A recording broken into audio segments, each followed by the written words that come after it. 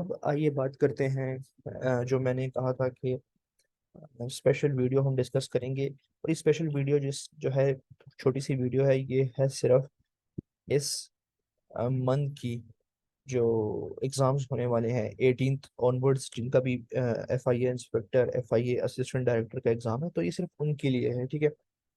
और स्पेशली उनके लिए जिन्होंने तैयारी कर ली है, जो बिल्कुल नए हैं, जिन्होंने 3 4 5 दिन से पहले ही किताबें उठाई हैं, तो उनको ये वीडियो एक्सपीरियंस से रिलेटेड हेल्प कर सकती है, बट वो स्कोर अटेन करने का कोई फायदा नहीं देगी, बिकॉज ऑब्वियसली नेचर उसी की हेल्प करती है जिसने हार्ड वर्क किया होता है, जिसने टाइम स्पेंड इन्वेस्ट किया होता है। सो इसका ये मतलब नहीं है कि यहाँ पर लक रोल प्ले नहीं करती, लेकिन लक जो होता है वो हमेशा तभी अपना रोल प्ले करती है जब हार्ड वर्क ने अपना रोल प्ले किया हो। बहरहाल, कहने का मतलब यही है कि ये फायदा उन्हीं को देगी जिन्होंने अपना सिलेबस को कवर कर लिया।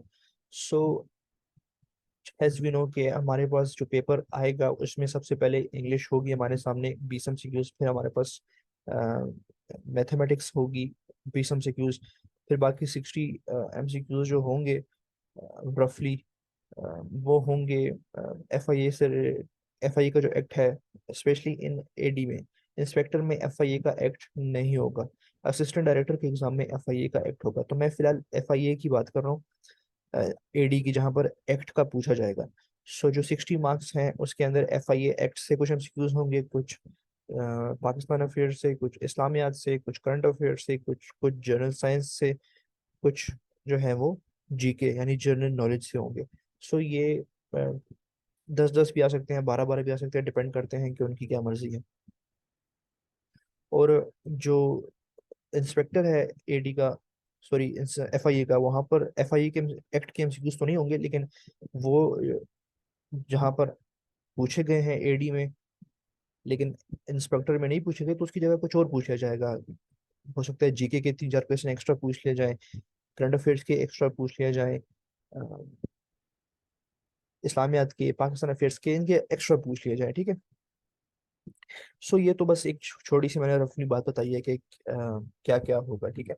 ना इसमें करना क्या है, सबसे पहले तो आपको GK में जो है ना, ये मैं वो एरियाज बता रहा हूँ जो कहीं ना कहीं हम नहीं कर पाते या रिवाइज नहीं कर पाते, और हम एक आध 3 4 नंबर हम लूज कर देते हैं, जिसकी वजह से हम फिर वो जो स्कोर है मेरिट का कट ऑफ, वो नहीं क्रॉस कर पाते। सो कौन कौन से एरियाज जो है वो हमें करने चाहिए, देखो जनरल नॉलेज में हमें कैपिटल्स, करेंसीज का पता होना चाहिए। इसमें से एक MCQs शायद दो भी पूछ लिया जाए, लाजमी पूछे जाएंगे। और हमें ये कुछ इंपॉर्टेंट इंपॉर्टेंट कंट्रीज जो हैं, इनके हेड ऑफ स्टेट्स या हेड ऑफ गवर्नमेंट का भी पता होना चाहिए।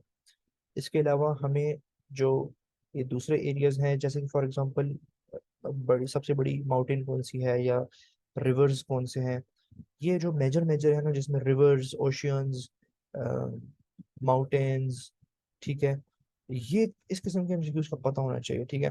तो ये जो मैंने 3 4 5 एरियाज बता दिए हैं, ये रिवाइज लाजमी होने चाहिए, ठीक है। इनमें से 2 से 3 एमसीक्यूज लाजमी आएंगे, तो ऐसा ना हो कि अगर रिवाइज ना किए गए हों। और एक और एरिया जो डेज होते हैं, ठीक है, डेज, ये आज कौन सा इंटरनेशनल डे है, ठीक है, इसका कौन सा थीम है, ये भी पूछे जा सकते हैं। तो ये कुछ एरियाज हैं जो कि जिसमें से एमसीक्यूज लाजमी आएंगे। मैं ये नहीं बोला कि सब में से आएंगे, लेकिन इन एरियाज में लाजमी आएंगे। और ये एरियाज अगर आपने रिवाइज कर लिए होंगे, तो हमें 3 से 4 मार्क्स का जो ऐड हमें कॉम्प्लीमेंट मिल सकता है हमारे टोटल स्कोर में, तो वो बहुत फायदेमंद होगा। इसके अलावा अगर हम अ, जाएं इंग्लिश की तरफ, तो इंग्लिश की तरफ आप लोगों को, अगर आपने वो नहीं किया है अभी तक, GRE या सिनोनिम्स एंड एंटोनिम्स, तो फिर तो काफी गलत बात है। लेकिन अगर आपने कर लिया है तो उसको रिवाइज करो। GK में, सॉरी, इंग्लिश में एंटोनिम्स एंड सिनोनिम्स को रिवाइज करो। GRE मैंने पहले भी बताई थी, GRE करनी है। अगर आपने नहीं किया है तो ये तो ठीक नहीं किया आपने अपने साथ। लेकिन अगर नए स्टूडेंट्स हैं और आप लोग कहते हैं कि नेक्स्ट टाइम फिर और बेहतर स्टडी करनी चाहिए, तो आप GRE लाजमी करो, ठीक है। सो अभी रिवीजन के पॉइंट ऑफ व्यू से GRE यानी एंटोनिम्स एंड सिनोनिम्स लाजमी देखो, ठीक हो गया। इसके अलावा अगर हम पाकिस्तान अफेयर्स को देखें, तो पाकिस्तान अफेयर्स में हमें जो है ये स्पेशली अभी जो पाकिस्तान आज़ाद हुआ है 1947, इसके बाद के कुछ एमसीक्यू जैसे होते हैं, let suppose constitution related MCQs के 1956 कॉन्स्टिट्यूशन में या 62 या 73 कॉन्स्टिट्यूशन में आर्टिकल्स कितने हैं, या ये इम्प्लीमेंट कब हुआ था, या 18th अमेंडमेंट कब इम्प्लीमेंट हुई थी, या 17th अमेंडमेंट कब इम्प्लीमेंट हुई थी, ठीक है। तो ये वाले जो एमसीक्यूज है ना, इस तरह के मोटे मोटे ये पता होने चाहिए, ठीक है।